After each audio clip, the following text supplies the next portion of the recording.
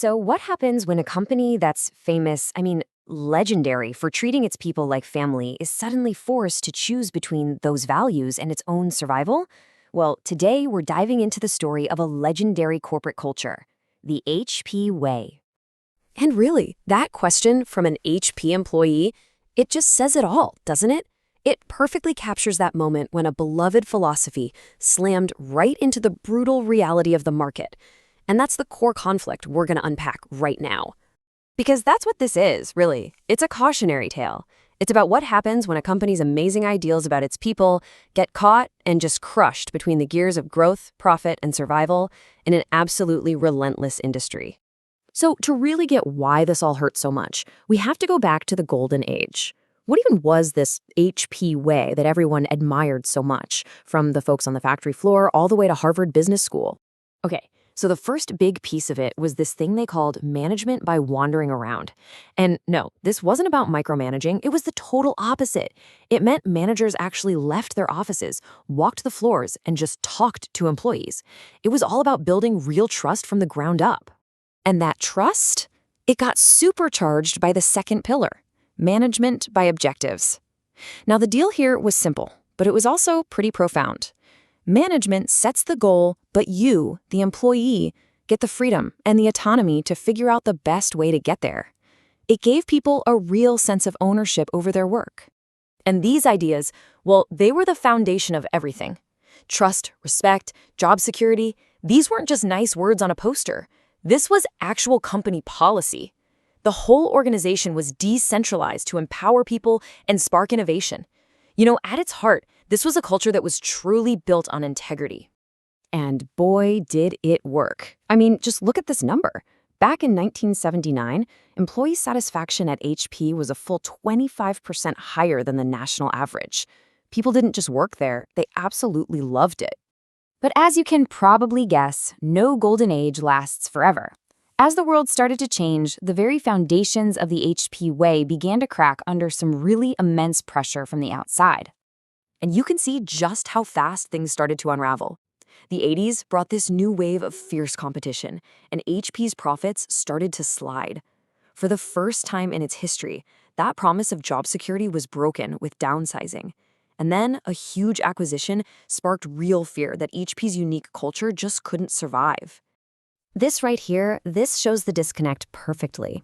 For the employees, the promise of security became the harsh reality of downsizing. Trust and that high morale, it just evaporated, replaced by disbelief. And that autonomy they loved so much was getting buried under a mountain of work. The whole social contract was breaking down. But look, the pressure in the 80s, that was just a tremor. The real earthquake was still coming, a full decade of disruption that was about to shatter the old HP way for good. First up, the colossal Compaq merger, a move that basically doubled the size of the company overnight and mixed its cultural DNA with a totally different organization. Then came a complete gutting of the old decentralized model. All the power got pulled to the top. Local autonomy, the very soul of the company, was just gone, replaced by top-down command and control. Next, they got rid of the employee pension plans, which was a direct hit to the heart of that promise of long-term security, the very thing that kept people loyal for decades. And then, the final, biggest violation of the original HP way, massive layoffs. By 2007, 14,500 people were gone.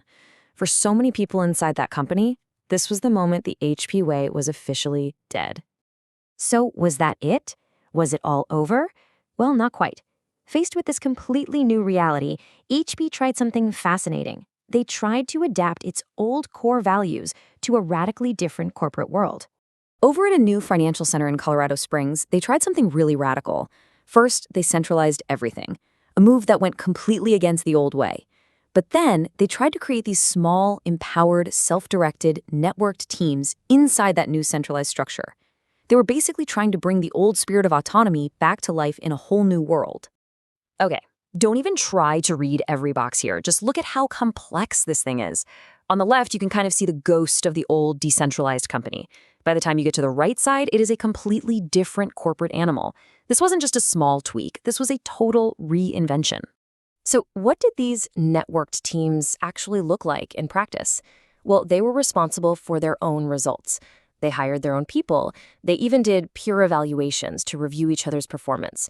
Traditional managers were replaced by facilitators.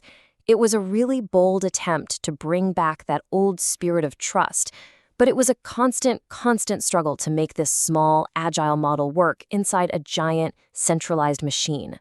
So after all this turmoil, the rise, the fall, the attempt to reinvent, what's the real legacy here?